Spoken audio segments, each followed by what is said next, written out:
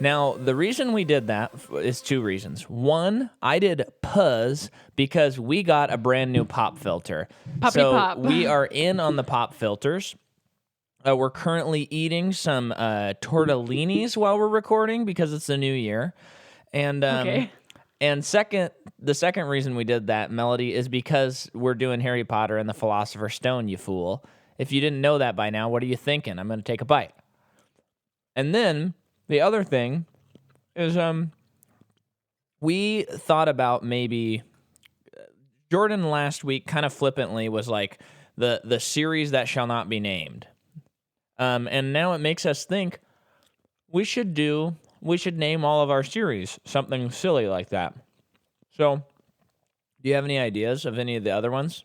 Because we have to retroactively do it now. I'd have to think about it. I thought about it a little bit. Mad Max could be, no, I don't know. Mad Pod. Fury Pod. Yeah, but that's just doing the blank check thing, you I know? know. We got to do our own thing, Jordan. What is this one again? The series that shall not be named. Yeah. So, Okay, I'll think about it. the other one I thought of is maybe it could be, like for Toy Story, it could be the Batteries Not Included series. Yeah, Is that good? that's it. Okay. Cool. So, we're doing Harry Potter. And what's cool, folks, a little housekeeping up top.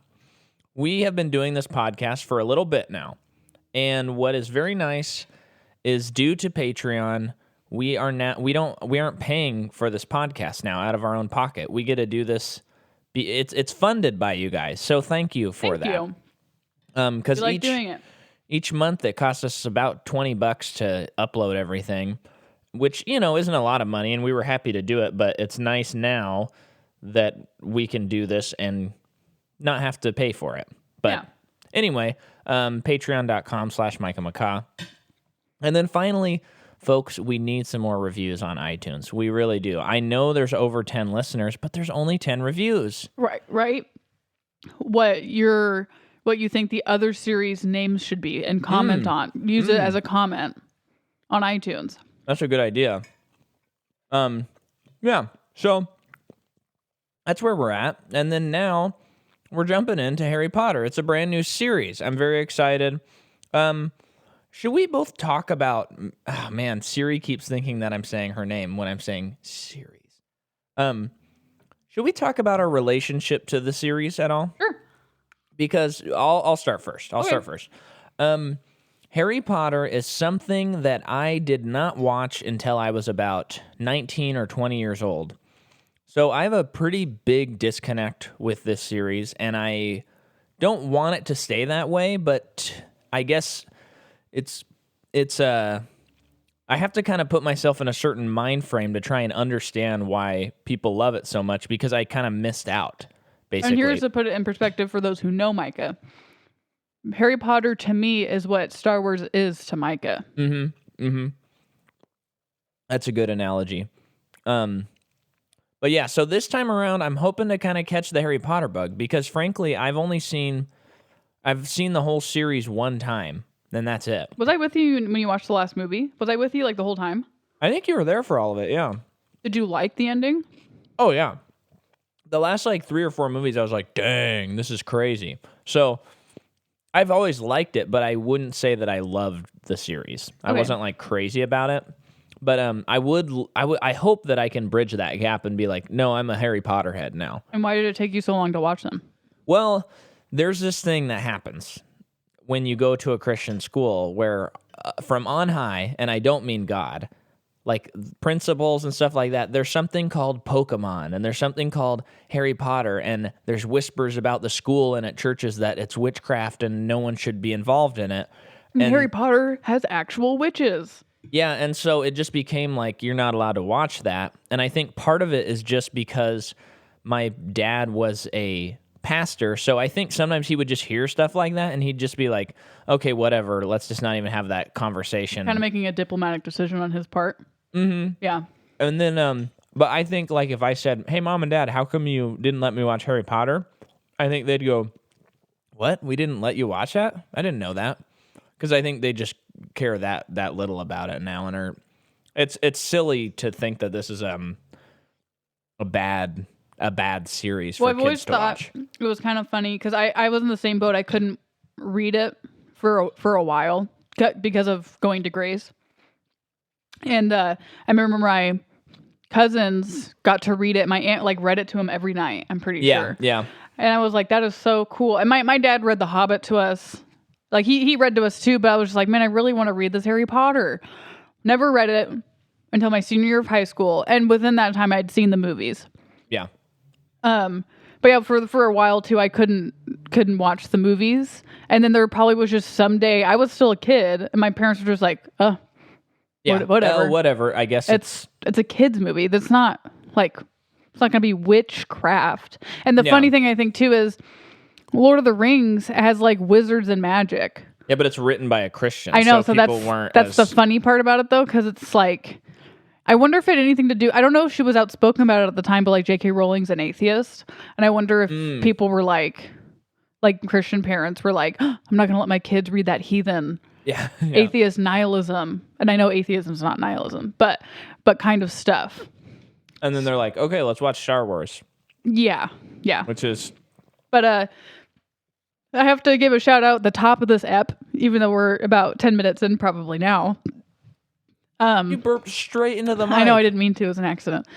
So, like I said, watched these as a kid. And when we were going to be seniors in high school, so this is the summer leading up to it. And the second part was coming out, part 2 of Deathly Hallows. Okay. And I was like, cool, I'm so excited. I can't wait. And I might have even not seen part 1 yet. Talking to Taylor Brown, finds out she's a big Harry Potter nut. We're like, well, let's just watch the movies, all of them, and then go see the new one.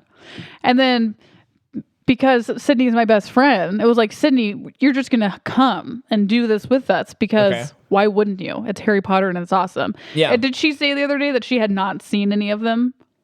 What? And at that point? I don't know. Sydney, I'm so sorry if I'm story. getting this wrong. I'm so sorry if I'm getting this wrong. Yeah. Either Sydney had not seen any or she just like never really cared that much. Okay. So then we watched these movies like all within a weekend, maybe even a day. And then we saw the new one, stayed up for 24 hours. One of the best nights of my life. You stayed up for 24? That was the first and only time I've stayed up for 24 hours. And it was exhilarating and also terrible at the same time. But, so Harry Potter is a really soft spot in my heart. For our high school graduation, Sydney, Taylor, and I ironed Slytherin patches onto our robes for graduation. Really? I think Haley bought them for us, I think. See, I always just think it's so silly that people think, like, would choose another house. Because I'm just like, it's Gryffindor. Like, if you choose another house, get out of here with that crap. Well, we all did Pottermore. And Sydney got Slytherin. Taylor probably got Gryffindor. And I think, or she might have got Ravenclaw. I don't know. Whatever it was, we kind of figured out how to answer the question so we all could end up in the same house. So we just kept doing it until we were all in one house, which happened to be Slytherin. Oh, brother. But remember, fun fact, listeners, Micah, Taylor Brown, and I, our senior graduation trip, after going to Disneyland, Taylor, Micah, and I, and Haley, Taylor's mom, stuck around for the week. And we went to Warner Brothers and took a Warner Brothers tour, which had all of the Harry Potter memorabilia in the museum, as well as Batman. Like Dark Knight and I stuff. don't think I hadn't seen it at that point. You hadn't. So I was kind of like, But this is pretty cool. The whole second floor was all Harry Potter stuff. And do you remember that one of the Dark Knight Rises was coming out? Yeah, and the suit wasn't there, but there was a boot print where it was. Yeah, it was very cool. There was Inception stuff there too. The top. Yeah, but I just remember when Haley's like, guys, we can do this. You guys can get like this cool student discount. Like, we should do it. And I remember all of us were kind of like... a studio tour? How good is that going to be? And it ended up being one of the best parts of that trip for me. It was very cool. I loved it. So we saw all the Harry Potter memorabilia, which also means we were sorted by the actual sorting hat. Yeah, and I got from Gryffindor. The movie. Micah got Gryffindor. Dipwads. Taylor not only got Gryffindor, but I think she was called a Weasley. Typical. Yeah. Which also solidifies that they from the movie. They are the Weasleys, though. Yeah, the Browns. Yeah, they are. And then I got Hufflepuff. So do you think it's like that hat was just used on set and then they animated the hat? Because obviously it's not a real hat we see in the movie. What are you talking about?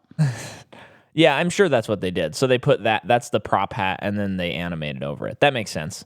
I don't know why that took I don't me think so they would long call to it the figure hat out. from the movie if it wasn't the hat from the movie. Yeah. At the museum full of props. So, Well, we good? We ready to dive?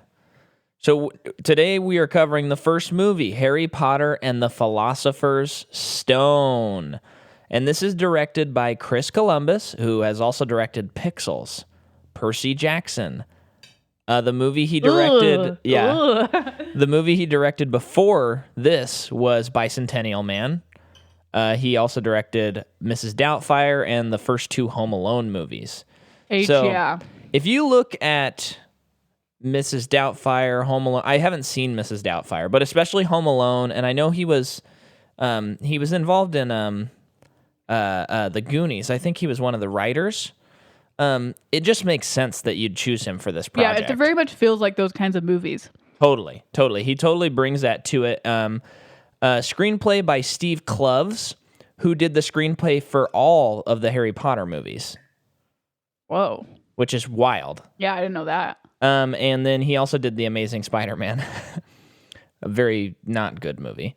Produced by David Heyman, who did Once Upon a Time in Hollywood, A Marriage Story, Paddington 1 and 2, Gravity, I Am Legend, Day Trippers was before that. So he's like the coolest person in the world? Pretty much after Harry Potter comes out, if you look at his IMDb, it's just like boom, boom, boom, boom, boom. I mean, he's a good producer, and he knows what to invest in.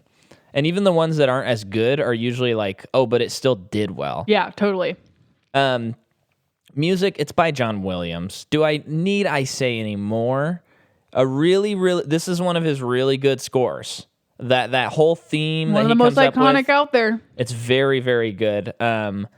Which is cool that he could come up with something so iconic this much later, 20, 30 years into his career. Oh, yeah. Cinematography by John Seal, who we've talked about before. Seal, married to Heidi Klum. No, John Seal. We've talked about him before in a series called Mad Max, where he did the cinematography for the best movie of 2014. No, wait. No, that's wrong. The best movie of 2014 was Interstellar.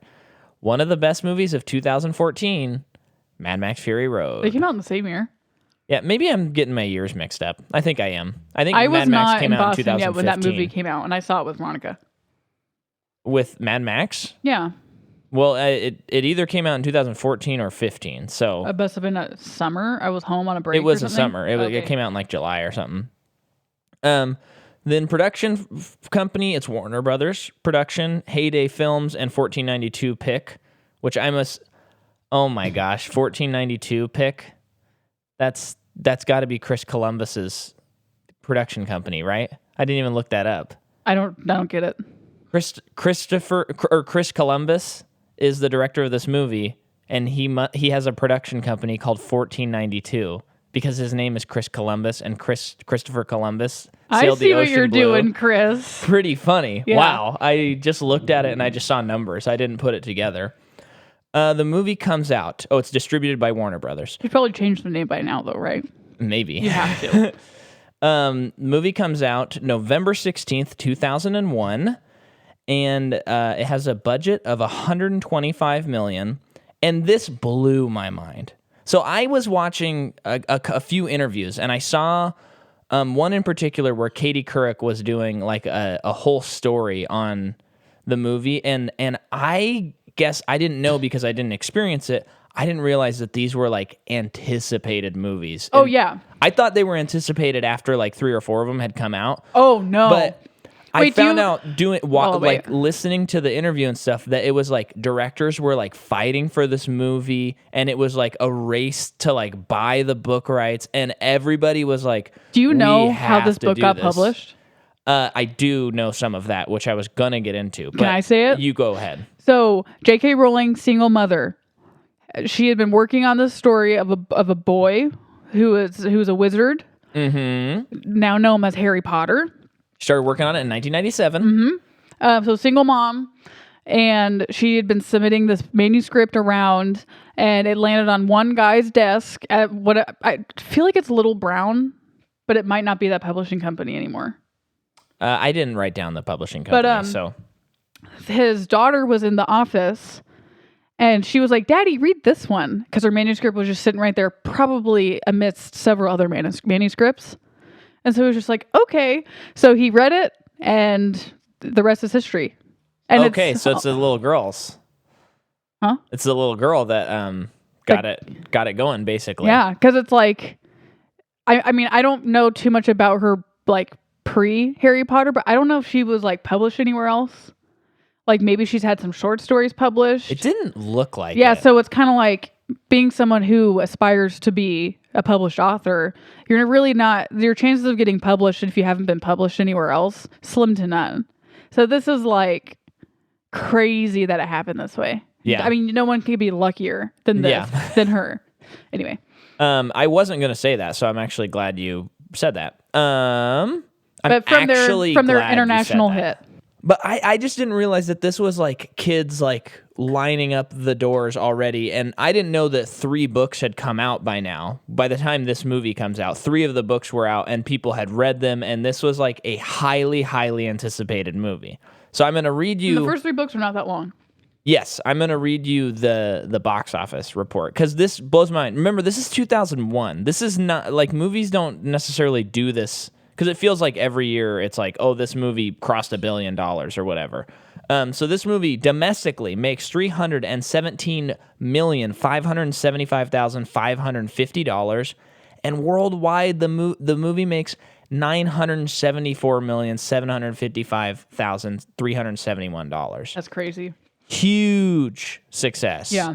So I just didn't realize that. So it was kind of fun watching interviews and stuff and seeing like with Chris Columbus, he was saying that he like was looking to do a new project and he wanted something well, I lost my train of thought, but he was looking to do a new project and his daughter Eleanor said, "Hey, there's this book that I like, you should take a look at it." Similar thing to how it got published, I guess. And he read it and he like fell in love with it. And so he was just like, "Oh my gosh, I need to direct this movie." But word on the street was someone by the name of Steven Spielberg was going to direct this movie. And it was like, okay, you know, I mean, Spielberg, you can't really argue with that, but he wanted to make an animated movie because he had seen. Oh, thank goodness that didn't happen. But what was kind of fun and speaks to how smart Spielberg is. This was about the time that Pixar had come out with I think Toy Story and A Bug's Life, and they were going to release Toy Story 2 soon. And he was like, "This is the future.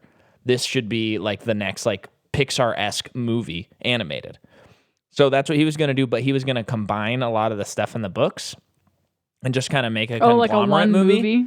I think of the first like 3 books or so, like combine different things. I don't understand that even a little bit, but it's one of those things when someone tells you an idea for something, and they haven't had a chance to actually flesh it out. You're just like, that's dumb. Yeah.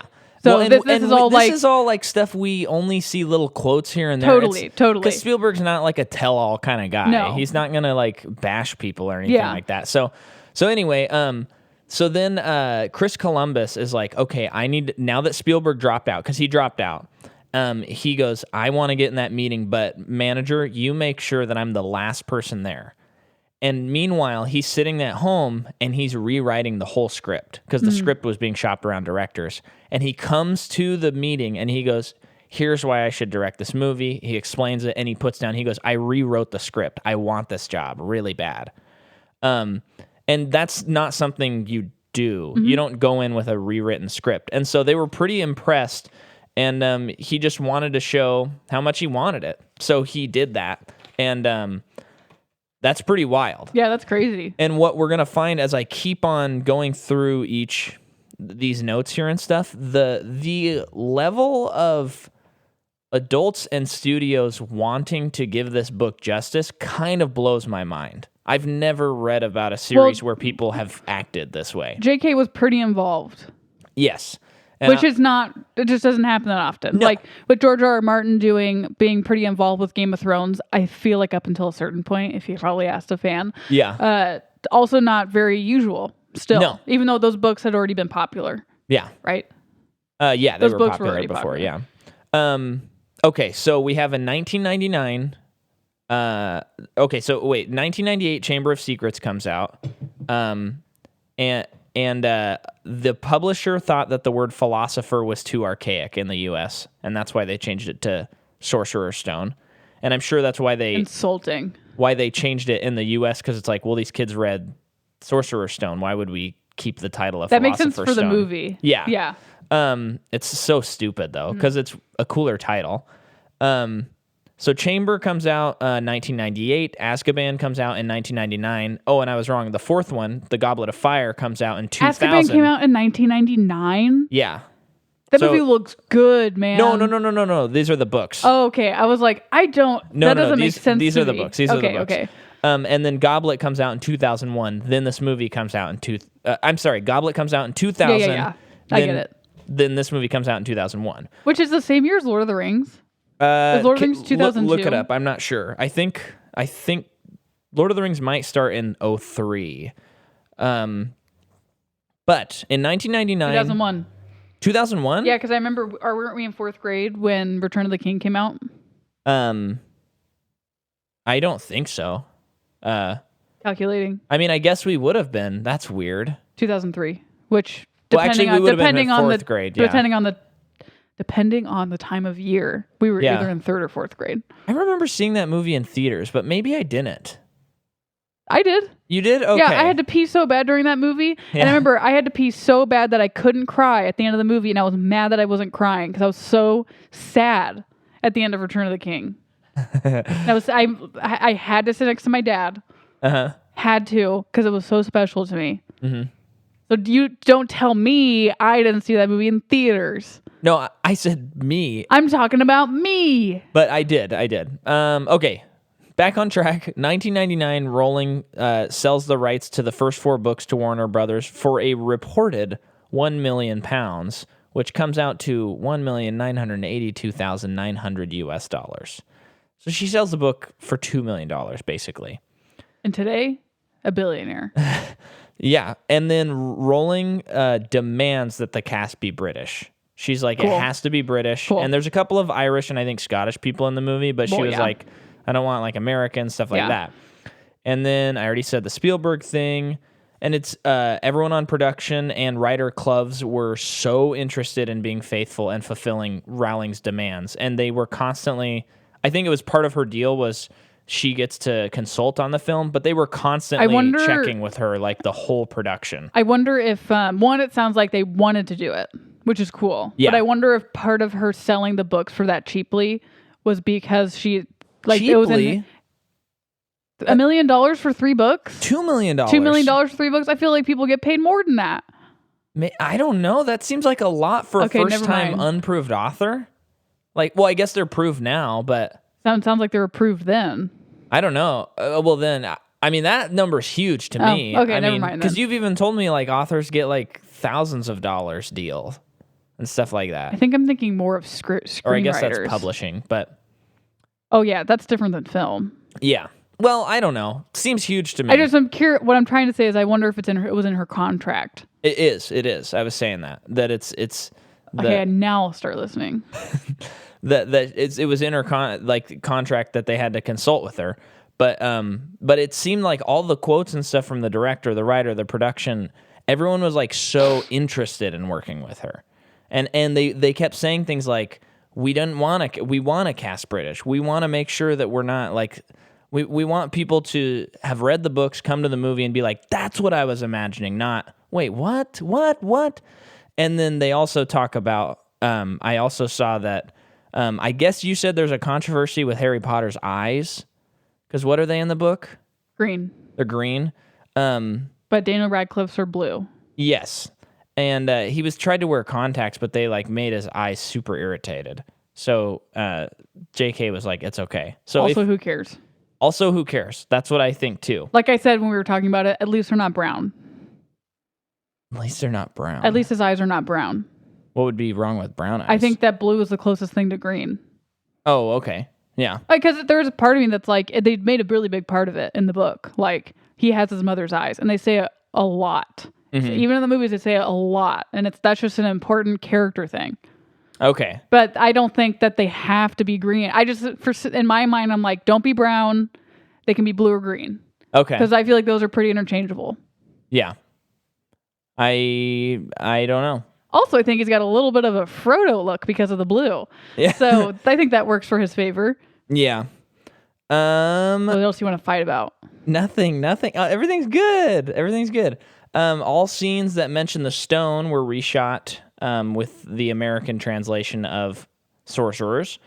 Jim Henson's Creature Shop was used in the movie, which explains why the prosthetics are so cool. Dialogue added was approved by Rowling, so she approved all the dialogue that you hear in the movie. So does Jim Henson also do, so like the goblins, would that be something he would work on? Mm-hmm, totally. I think he would be dead by now, I think. But his company. Yeah. That's what I'm asking. Yeah. Yeah, so all of that stuff would be them. Not the sets so much, I don't think, but all of the actual creatures. Basically the big costumes. Yeah, okay. And maybe even the designs of the CG creatures. I don't know, though, for sure. But yeah, so all additional dialogue was approved by J.K. Rowling. Mm-hmm. And I have neglected to do this in previous episodes. I forgot. But the movie was nominated for Best Art Direction, Best Costume Design, and Best Music at the Oscars. Cool. Didn't win any of it. And then I wanted to end on this quote by Roger Ebert. He gave this movie 4 stars. Dang. He's a 4 out of 4, if you don't know, listener. Oh, I thought he was out of 5. No, he does. So this one got a thumbs up? Oh, yeah.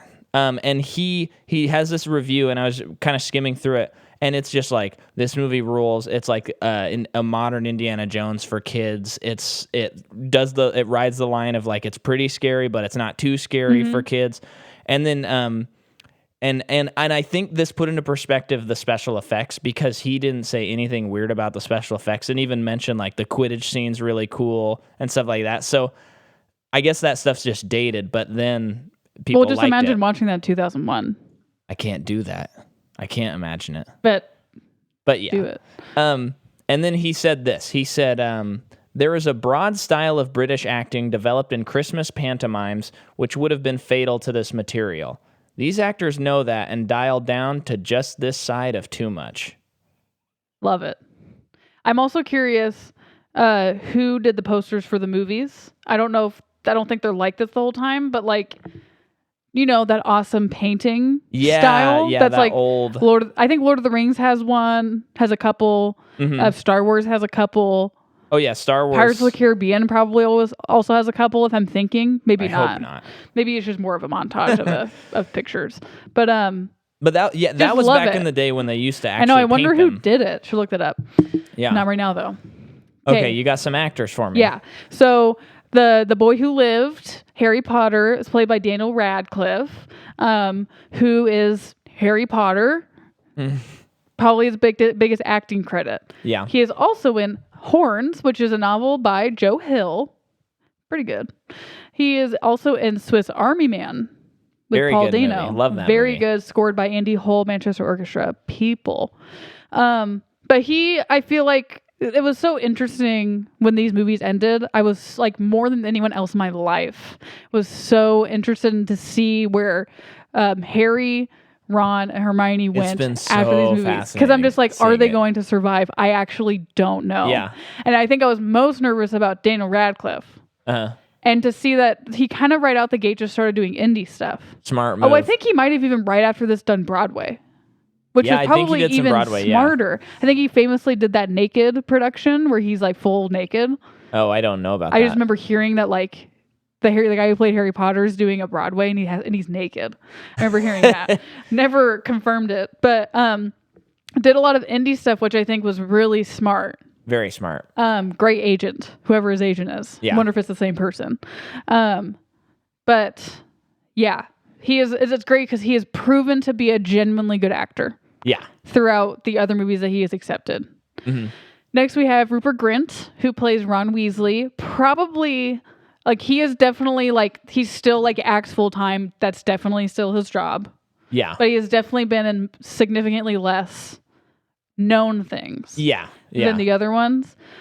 He recently was in a new show produced and maybe directed by, not directed, but produced by Scott Aukerman. Yeah. That is, don't remember the name of. Oh, Sick Note. That also has the guy from Hot Fuzz in it. Oh, Nick Frost. Yeah. But he's in Snatch.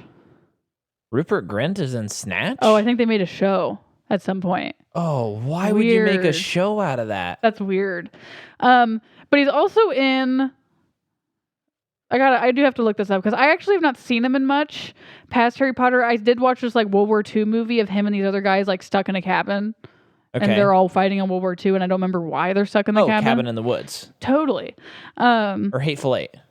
And I remember that was the first thing I saw him afterwards, and mainly just thought he was cute. Oh. That's all I really remember. Okay. Don't know if I agree with that now. Weird. But yeah, he's done a lot of TV and such. Oh, the movie was Into the White. But never heard of it. Yeah, I'd say he has not been as active, but he has definitely been in stuff. Looks like a lot of voice acting. Oh, he's in CBGB, which is a movie about the recording studio. CBGB. Oh, no, about the punk rock scene, the nightclub. Oh, my dad really likes that movie. Never heard of it. Okay, and then we have Richard Harris, who played Albus Dumbledore. Mr. Count of Monte Cristo. Yeah, Count of Monte Cristo. Also Gladiator. Oh, yeah, he's in Gladiator. He's also in Unforgiven. Oh, yeah. Don't remember that. Don't remember that either. Among just so many other things, and as most people know, he died in 2002. Wow. So he was only Dumbledore for 2 movies, and we'll get into that when it's ready. He wasn't Dumbledore in Azkaban? No. Oh, wow. He only in the first 2. Wow, I thought it was first 3 for some reason. No. And then we have Maggie Smith, who plays Professor McGonagall, who that's probably like people our age. I'm wondering, that's like, oh, it's Professor McGonagall. Yeah. But I think currently it's also now Downton Abbey. Yeah. She's just had a wonderful career. She's in so much freaking stuff. That's all I'm going to say about it. That's how all these British actors that they choose throughout the series are just like titans of the Britlands. Yeah. So then you also have Robbie Coltrane, who plays Hagrid. Yeah. I do know that I can't remember the name of it. Oh, he's in Brave. That's cool. He is in that Jack the Ripper movie that also has Bilbo in it. Is that into he's From in Ocean's Hell? 12. Is that From Hell? Maybe. Does it have Johnny Depp in it? Yep, From Hell. Okay. I just know that he's in that movie. Because I think it was on TV and I was like, Hagrid. And that has never left my mind. He's also in Van Helsing, The London Assignment. Oh, that seems right on par. And a ton of stuff, yada, yada, yada. And then we have Fiona Shaw, who plays Aunt Petunia Dursley, who is in My Left Foot. Okay. Love interest in My Left Foot. Okay. Harry Melling, who plays Dudley Dursley. I just know that he's in other stuff. Never really seen him in anything else besides The Ballad of Buster Scruggs. He's in the Ballad of Buster Scruggs? That's right, that was shocking. Okay, yeah, the Liam Neeson one. Oh, yeah, he was the... Because remember we were watching and I'm like, that kind of looks like the Dudley guy, but I mean... He's way skinnier because he was always chubby. Like even in the last movie, or I don't know if he was in the last movie, whatever it was. I want to say 6. I don't remember, but he was still pretty chubby in it. Yeah. And like they were still, they're kind of like growing up. So I'm like, okay, he's just going to be chubby. Yeah. That's just his body type. And then watching The Ballad of Buster Scruggs, I was like shocked. Yeah.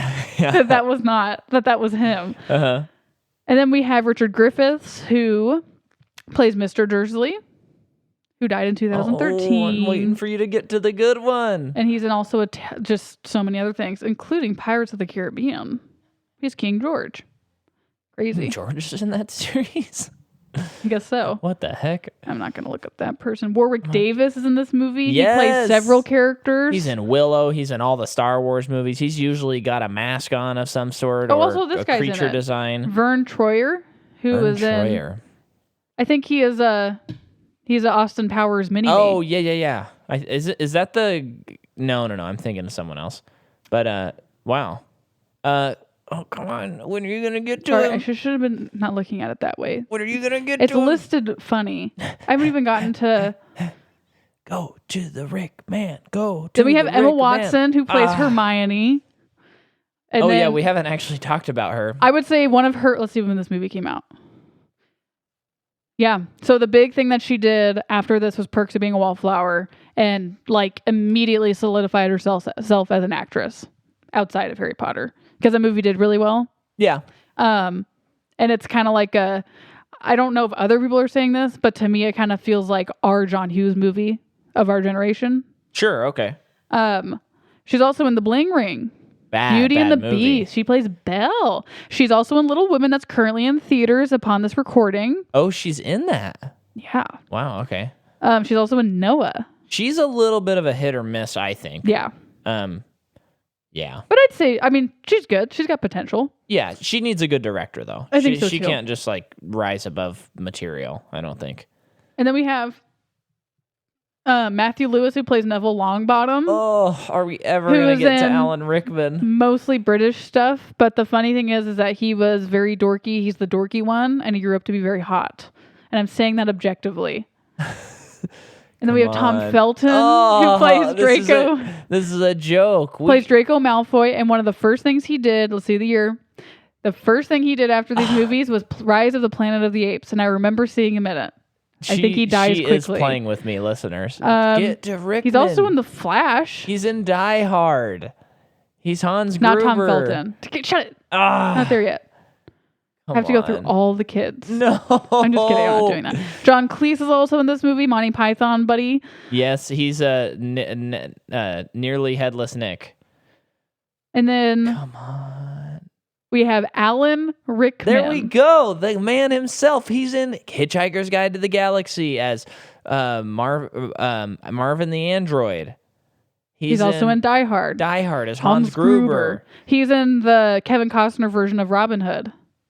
Oh, really? The good one? Maybe. I don't know. He's also in Tim Burton's Alice in Wonderland. He is. And Through the Looking Glass. Is he the caterpillar? He is. He's also in CBGB. Oh? He is the best character in the series. He is in Harry Potter. He is Professor Snape. Wow. And then that about does it, pretty much. Okay. So, yeah. The movie begins. We got the great music starting. We see this wizard come out of the shadows, and he sucks lights out of these light bulbs. With a device that I forget the name of, but it will come back around in part 1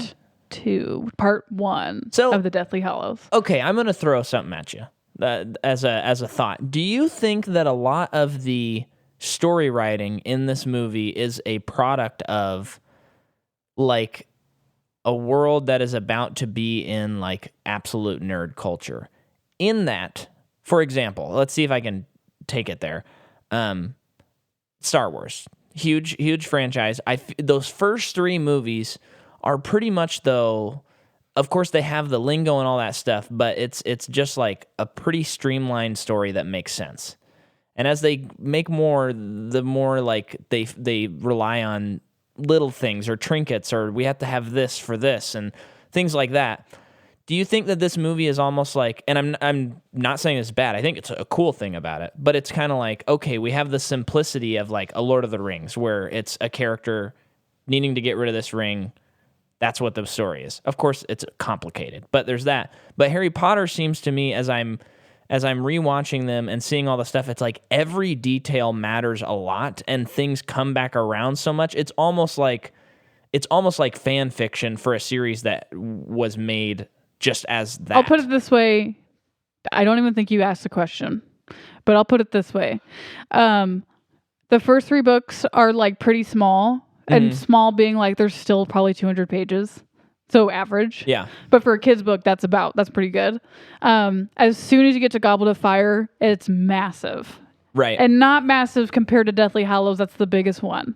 But I feel like the first 3 books come out before the movies come out. And clearly J.K. Rowling is very creative and imaginative. Like, she created this world without explaining too much. Mm-hmm. It's just very good writing because she left you wanting more.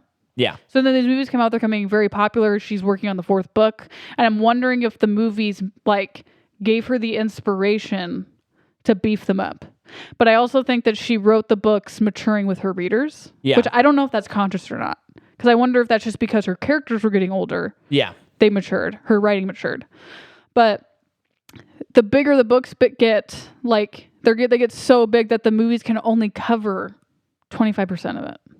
Yeah. Thankfully, because it would be pretty boring to watch a 4-hour movie with a big plot line being Hermione working for the rights of the elves. Yeah. Like, interesting in a book, not a movie. Yeah. But because the books got so much bigger, she created the world in such a deeper way than I think most children books, like children in quotes, because I think they become young adult and then even cross genre that can be enjoyed by adults, but like a genre, or created a series that catered to her fan base so heavily that I don't know if it's been done that much before. Because like Star Wars, a lot of that stuff, the blanks were filled in by other people in books that they wrote. Yeah, which kind of was like fan fiction. I feel like she did all of the fan fiction before it could even happen. Yeah, I guess that's what I'm trying to say. Yeah. I think that's maybe what kind of sets this story apart from a lot of other fantasy stories. I think now it's pretty common, and maybe I'm wrong. I could totally be wrong. But we're just discussing it. Nothing's like absolute. But what's cool about it is she took ideas and things that are very familiar to us because we have read Lord of the Rings, seen it, parents have read it, fairy tales, folklore. It's all just stories about folklore and fairy tales that we already know about, which is like, and she also obviously creates her own stuff, obviously. But like, she uses witches and wizards. That's been around for centuries. Wait, this comes out the same year as Shrek. Interesting. Who's ripping off who? But like, she uses very recognizable things. And I think, I don't even know at the time if they were that popular, like witches and wizard stuff. I feel like maybe they were. I feel like they always are. But I don't know. She just used a medium that maybe at that moment just there was a need for that again. Yeah. And she did it. She filled the void. Crazy. Okay. Lamppost sucks him up. We see McGonagall, her shadow, from a cat to a person. And then we see Hagrid come down from the sky on a motorcycle in a very cool practical shot they do. And he comes down and they put Harry at this... Baby Harry at these parents, or at the Dursleys' house. Yes. And, who are his aunt and uncle. Yeah, and it's pretty cool because right away they do a good job of like, ooh, this is pretty... like... The stakes are low right now, but something is afoot. We don't know what it is. And they don't really answer anything, but they say things like, do you really think that this is the best place for him? Everyone around the world's going to know his name, like the wizard world. Yeah, and you're like, okay. Like, why? What? And then they put the baby down on the doorstep with a little note attached to him, and you see this scar. And then it zooms into the scar and it says Harry Potter, and if you're watching the US version, Sorcerer's Stone. Yeah. And then we're at the Dursleys. By the way, Harry Potter has fantastic font. Okay. Oh yeah. Who made the font? Whoever made the font, wow. It's great font. It's so iconic. It's just like the Lord of the Rings font and iconography. And Star Wars. Yeah. So you just have to get a good font and you'll have a successful series. Sometimes you don't even need a good font. Have you seen Avatar? Whoa, papyrus. So it fast forwards like, I don't know, 11, 10 years. Yeah. And you see that Harry is living under a staircase. Uh-huh. And you see that he's locked inside.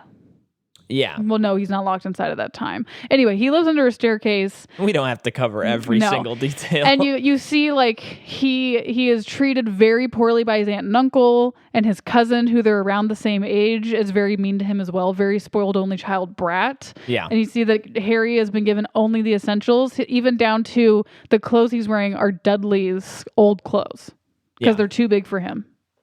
And this is like... I would say of the first few movies, this is always my least favorite part.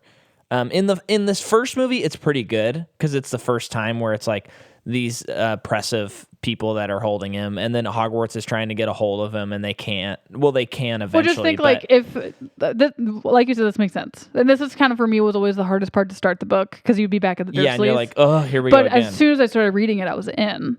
Well, that's what I read the first two books, and then I started the third book, and I was like, I can't do the Dursleys. But think again. about what and she would like. How do you not start there again? I think you could do other things, but you would have to conveniently explain that. Well, there's the one thing about Harry Potter that's always funny to me, and I don't want to get all cinema sinsy, but it's just like, why can't they just keep him there? Like, why can't you just live there, for one? And then for two, it's like, man, these teachers are so irresponsible, always putting the kids in danger.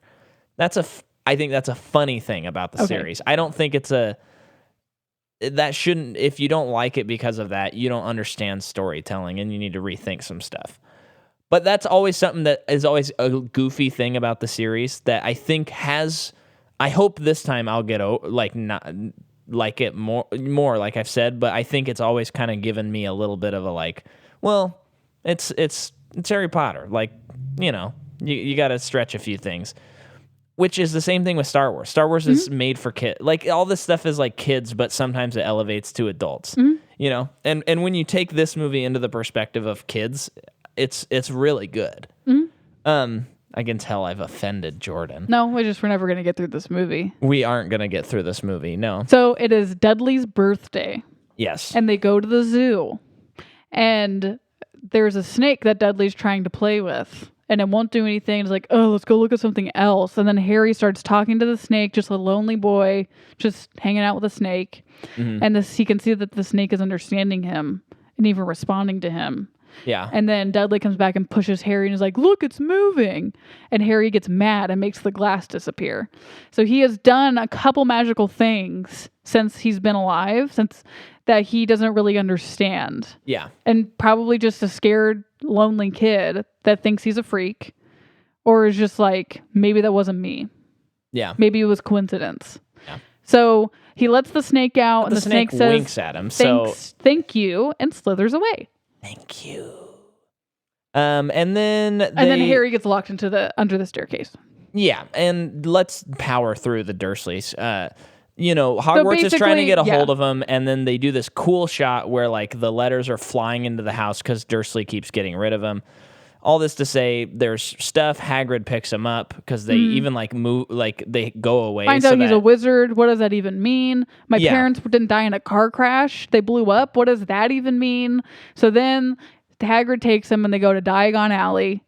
Gets to see a lot of the wizard world, which looks, Diagon Alley is effing cool, man. Well, and all of this stuff is my favorite part about Harry Potter is all the fun, magical, like practical stuff. And all the layers upon layers, because everything there is real. Yeah. I don't know if there's like any CGI in that scene. I mean, well, when the bricks move, I'm not really talking about that. I'm talking more about the set. Yeah, the sets are great. Which is just cool because it gives it so much tangible life and layers to it. Yeah. Rather than like, most of those buildings were a green screen. Mm-hmm. So it's just that's. I mean, even if they did it today, I know it would look good. I know, but to know that it's there. But I think that'll probably be one of our biggest problems with the Fantastic Beasts series is they're not that way anymore. Yeah, and that's what these movies were built on. Anyway, we're not even there yet. So Harry gets his wand, which he finds out it has dragon heart string in it, right? I don't know. Or a phoenix feather. I don't know. Oh my gosh, I'm going to get blasted. But he finds out that the only other wand that Ollivander has given to someone with that same dragon heart phoenix feather. Oh my gosh, you are such a nerd. Is Voldemort. Oh, and he's like no, but he says the person who gave you that scar. Oh yeah. And they do the whole thing about like he who shall not be named, which so mysterious and campy. I like that. And remember, we're not supposed to say his name. You said his name, Arnie. Okay, whatever. Don't say his name. But so then Harry's with Hagrid and he's like, "Who is this? Like, who gave me this scar?" So Hagrid kind of tells him like, "There's a bad guy. He tried, he killed your parents, but because your mom sacrificed herself for you, you're still here. And now he's bad. He's just a bad guy." That's it. And we meet Ron. We meet Emma on the train. Hermione. I mean, I said Hema almost. And there's all this fun magical stuff. The CG is not aging super well, but for the most part, there's enough practical stuff to keep you. The sets are still so unbelievable. Sets are great. Previously, they had gone to the bank and Hagrid had grabbed something. And he says, "Best not to talk about this, Harry." Yeah. And then we arrive at the school. So then more sets upon sets upon sets, huh? Love the hallway, the big hall the hallway, where they have love the landscape dinners surrounding Hogwarts. Yes, very cool. I don't know where they shot it. I know the UK, but like I don't know where they shot it specifically. But the landscape is just gorgeous. Love that. It's just such great imagery that the kids are taken across on rowboats with these lanterns. Yeah, very cool. To the school, very cool. And the mess hall, or like the calf, the calf, is also just very gorgeous. Candles floating in the air, and then there's the sorting hats, and you see that Harry essentially chooses to be in Gryffindor. Yeah, and they get sorted. They meets Malfoy, and bad right kid. off, and the movie, which I think is okay, it's good, but it's very obvious about who everyone is. The only person that I think, the only person that it doesn't really do that with is Snape, because it seems like he's so obviously bad. Yeah, he's just a bad guy. Yeah, and then as the movies progress, you start seeing that he's pretty developed. I think that's one really cool thing she did with the series, and they did, where it's like they collaborated together. Well, it starts very like kind of clear cut, except the plots are always very convoluted. I don't mean that in a bad way. They just are. Yeah. But then as it gets going, like motives and people's characters get deeper and deeper and deeper. Yeah. And you understand things a lot more. This franchise is just an onion, and every movie's a layer. Which it goes back to Shrek, obviously. Yeah, everything goes back to Shrek. It always goes back to Shrek. So yeah, now it's like, getting into Act 2. So experiencing them in class. What are their classes like? Harry and Ron are late to their first class. Maybe that'll indicate something about how they're perceived at the school for the rest of the time. A little bit of troublemakers, but they mean well. And then okay. they're learning how to ride brooms. Harry does awesome on a broom, and McGonagall sees him, and he becomes the youngest seeker in centuries to be on Gryffindor. And I'm just gonna jump to the Quidditch game because we're talking about brooms. Sure. The Quidditch game is like the worst scene in the movie, I think. And so I'll say a couple of things about Quidditch. I think the game doesn't make a lot of sense, and I don't think it's a very good game. But I appreciate that they tried. I just think it's a failure on the sense of making up a sport. That's what I'm going to say. That's a criticism. You have to let the magic take you. I let the magic take me. Clearly you're not about this. But I'm just saying Quidditch, I think, is a little silly. And I just do. And Micah and I have already discussed this. We have. But I just think the point system doesn't make a lot of sense to me. And I explained it. I know you explained it, but it just seems a little odd to me. That's all I'm gonna say. Yeah, not a great scene though, but it is important. Aged very poorly. An important thing happens that you won't even know the ramifications of until part 1.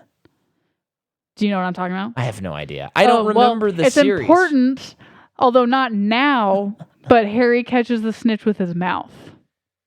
That's an important thing. It did oh my gosh, I'm rolling my eyes. At that moment, it is not important. But later on, wink, brother. You're going to think it's cool when we get there, man. Okay, well...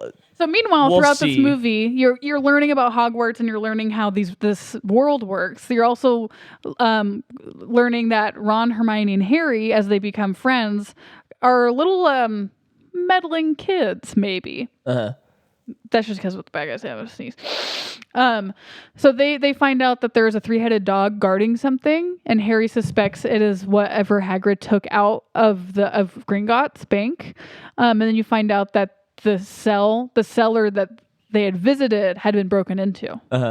So they're like, what is in that? And then through all their investigation, the Philosopher's Stone. If you use it, you can live forever. Nicholas Flamel is still alive, and he's in like 600 and something.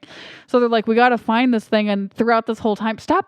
It's just funny that you know all the names, which I just think about Star Wars, and I would too. It's just kind of cracking me up. So throughout this whole time, too, you see that Nicholas Flamel. Who knows who that is? Oh, brother. So like Snape is being very antagonistic about the whole thing to the point where they're suspecting that he's the one trying to get the stone. Yeah. And you do see with their first potions class ever that Snape immediately picks on Harry. For no reason. I'm sorry, I can't help and throughout the movies, most of them it's like it's always picking on Harry, And Ron and Hermione too. Yeah. Says one of the meanest things I've ever heard to Hermione. Save it for that ep. Yeah. Is it 3 that happens? I think it's 3, yeah. Because weirdly enough, listener, I've seen 3 like 30 times. Anyway, keep going. It is 3 because that's when they do the polyjuice potion. Yeah. Okay. But so they okay, yeah. So they're hanging out with Hagrid, trying to gather information. You see that Hagrid has an egg and it's a dragon. It's a Hungarian Ridgeback. I think it's Hungarian. But it's like, is it? Yeah, I think you're right. But it goes to Romania because that's where Ron's brother Charlie takes care of him. Yeah. So you're not allowed to have dragons. So Malfoy sees that he's a dragon. Big no. All of them get detention. Hagrid gets his dragon taken away, and they have to go into the Forbidden Forest to try and find a unicorn that has been killed or is dying. And I love that the blood is silver because it's really cool that scene is shot at night. Yeah. And the silver is reflecting from the moon, but through the trees. More of a chrome, if you ask me. It's very nice touch, I think. Also, did you get a good look at that unicorn? Yeah, the unicorn's cool. So cool. I think it's like a practical like unicorn. It had fangs. Oh, I didn't see the fangs. Loved that. That was so cool. Yeah. So they're trying to find this unicorn. Draco is with Harry, and then the others are with Hagrid. And they find this thing like sucking the blood of the unicorn. And if you suck the blood of a unicorn, you live a half-life. You're just like not fully there anymore. Mm-hmm. Who could possibly want that? Probably he who shall not be named. So he almost gets Harry until Firenze comes and saves Harry, the centaur. Oh yeah, really very bad CG. Also, I'm glad that they never did stuff with the centaurs because those characters are weird in the books. They're like hippie astrologists, but like I feel like they're kind of Native American-esque, but in a like no one takes them seriously kind of way. Okay. And I've only read the books once. So that this is from a long time ago, but I forget which book it is, but there's like a huge storyline with the centaurs because they're not always they're the kind of characters where like they are technically good, but if it helps them. More of a druid type. You want the world to be balanced, not necessarily good or evil. Yeah. Kind of a thing. Kind of like that. Make sure they're taken care of and all of it too. Yeah. That being said, whatever, he explains the whole unicorn thing and finds out that he shall not be named. And he's like, oh my gosh, what is happening? And his forehead kind of throbs, right? Oh yeah. His scar, Harry's scar has been hurting. Yeah. And then we're just going to speed through. Oh, there's a troll at one point. That is also very... Let me comment on him. I just think, like, maybe it would have aged better if the design was cooler. He's just... he kind of looks like the little... I think it's the little troll at the beginning of Elf when he's like, we had trolls working on the toys. Yeah, it's just too cartoony. It's too kids movie, which I think is why they did it that way. Yeah. So I understand that but part. It's not a cool design. No, it's not cool. And it's like, thank goodness they're not in the rest of the movies at any point. Because you think about the movie that came out that same year that had a troll in it, and that troll's iconic. Yeah. It is nuts that I know that Lord of the Rings paved a way for a lot of special effects, so they can't really learn from a movie that hasn't come out yet, especially because they're not in the same studio. But if you were to look at Fellowship of the Ring versus this movie, insane. And I'm pretty sure Fellowship of the Ring has like a ton more special effects in it. It's just nuts.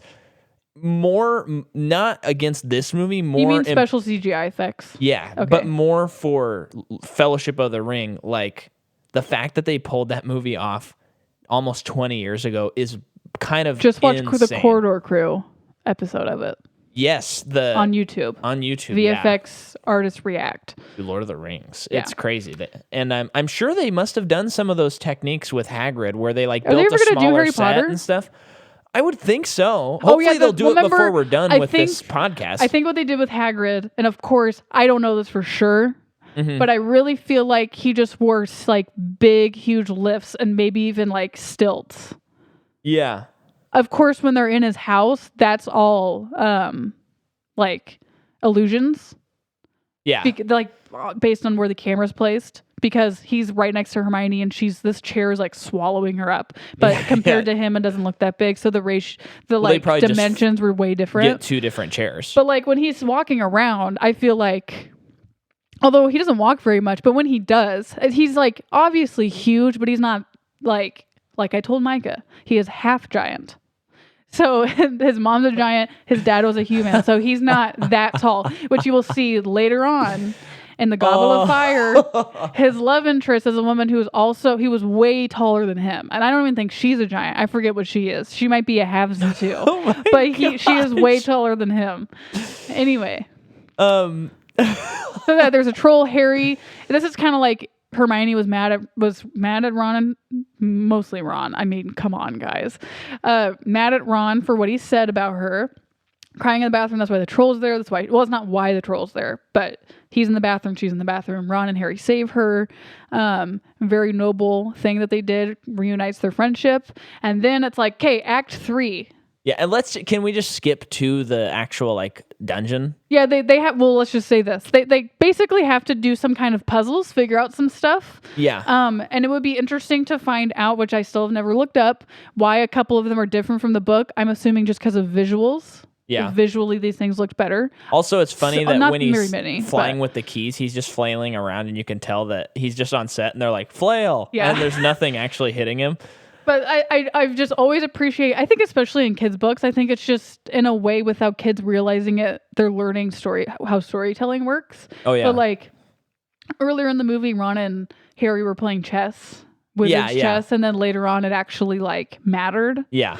So little stuff like that I think is always really interesting. And I think it does like kids learn from it. In terms of you said it's not chess in the book? No, I think there's chess. There was just another part where there's potions. There's a potions thing. Well, they probably were just like, that's not as visually interesting as a chess game. Or like there were more than the 3 that they did. Yeah, that could be possible too. I just can't remember because it's been so long. But yeah, so it's Harry goes alone into this chamber, but it's not the one with secrets. No. And the Mirror of Erised is in there, which earlier Harry was playing around with that, seeing his parents, and then Dumbledore's like, don't dwell on it. That's a cool. He says quote. He says because the Dumbledore the mirror, says to Harry, the mirror says the mirror says shows you what you deeply desire, and it shows his parents. And Dumbledore says it does not do well to dwell on dreams, Harry, and forget to live. Which is a very good thing to remember. Dumbledore always has at least one huge philosophical quote that's like, oh, and that's the takeaway. That's the classic, like Gandalf in every movie. He's got at least a couple too. But anyway, he fights. The mirror's there, and it's there. That's where Dumbledore had stored it. And Professor Quirrell's there, who we had not mentioned at all yet in this episode. No, I know. But he's the new dark arts professor. Weird dude. He's there, and you're like, oh, I would never suspect that he was the bad guy. The person I most medium suspect, really the most you least expect. Well, and Harry Potter kind of does the like series of unfortunate events thing where it's like, we have this new teacher. This is going to be fun. And they're like, bad guy. And then the next movie, Harry never it's says like, that. No, but the story in general, where it's like, there's another new teacher and everyone's like, this guy's really a good one though. And then it's like, bad guy. Well, especially, yeah. Until you get, because who's in 2? Who is it? Isn't that one? Gilderoy Lockhart. Yeah. And he's not really a bad guy. He's a scum bum. Yeah. But he's not a bad guy. And then in 3 you have Lupin, and he's a good guy, but he leaves because he's a werewolf. Yeah. Okay, so I guess I'm wrong. But anyway, the mirror's there, and Quirrell's trying to use it so that he can get the Philosopher's Stone. This is all very the CGI is horrible. Yeah. Of he who shall not be named's face. But the way that Harry like puts his hand in his pocket and then the Philosopher's Stone is just there. It's like, oh, that's really cool. Yeah, that's cool. So Quirrell's trying to figure out how to get it. Harry's just looking into the mirror, and he gets the stone, and it's like, and he hides, like he doesn't show that he has it. Yeah. So then, he who shall not be named. Yeah. He's like, let me see the boy, and you just hear this like disembodied voice somewhere, and then Quirrell takes off his turban. Yeah. And there's a face on the back of his head. And it's him. Mm-hmm. And basically, he's like, kill the kid. Yeah. And as soon as he touches Harry, he disintegrates and dies. And I like that this movie, the last scene does not like it's not like a 30-minute scene. Well, thank 'Cause you know goodness, because how- this kid's his first year at wizard school. What could he do? He doesn't know it's anything. like I think if they wanted to be like less faithful to the books, they'd have him like get knocked down, and then like Ron and Hermione would show up, and they would do something, then they'd get knocked down, and then Harry would be like one more thing, and he'd do it, and he'd almost succeed, and then like Dumbledore would come in and save Well, him. it's just I'm glad that they didn't like Harry didn't like have his wand. I mean, he might have had it, but he didn't like try to use it. Yeah, Because it's like I don't know what is intentional or not, but it's like I would imagine he's a 11-year-old kid. This is the first year of his life he's even discovered that magic's real. His first instinct is not going to be to use his wand. yeah, and it just That's shows what I that would he think. has power. Yeah. some weird power beyond the magic Yeah. that's in his wand. Yeah. And then everyone's fine, and He there's wakes up in the hospital wing. and then they do Dumbledore's the there, and he asks him why he had the Sedone. And didn't he say something about like you were worthy? I don't remember. Something like that. But then they do the dance sequence to Wham's "Wake Me Up Before Any- You Go Go" anyway, with the whole cast. The first introduction to Harry Potter jelly beans. Well, they were introduced in the train at the That's toward the true. beginning Oh, that's of the right. movie, But this so- movie is the first introduction of Harry Potter jelly beans. which will become a weird phenomenon in their own right. Yes. Also, though, if anyone ever goes to Harry Potter World, whether it's Orlando or California, the candy shop, it's like a literal dream come true. And if you're listening to this and you are going to do that, why don't you just bring us back some of the Jelly Bellies? Or just bring us along. Really? Yeah, no, but bring us back something and say thanks for the pod and give it to us. Okay? Okay, I would take a chocolate frog. Yeah, the chocolate frogs would be good. Yeah. Yeah, I think we covered it. Love it. Love this movie. And they just only get better. And you know what we're doing, folks, right after this? Jordan and I'm putting all this stuff away, and we're starting the Chamber of Secrets. So strap in. We got 9 more of these to talk about. I Because can't wait. we're fantastic Mike is beasting it already up. tired of it. I'm not tired of it. We just can't do the whole entire plot because the movies are so dang long. But we'll figure it out. Love you guys. My album's coming out March 13th. I might have some videos out right now. I'm not sure. I might have like an acoustic video out right now. Oh, you know what I do have out that came out this week is a video that this is what's out. It's a live video of Anthony and Grayson and I performing Manifest Destiny in Southern California. So check that out. Southern California. I mean Northern California in Patterson. Central California in Patterson. Check it out. It's very cool, and it's nice. It's nice. Anyway, Thanks for listening. thanks for listening. Bye.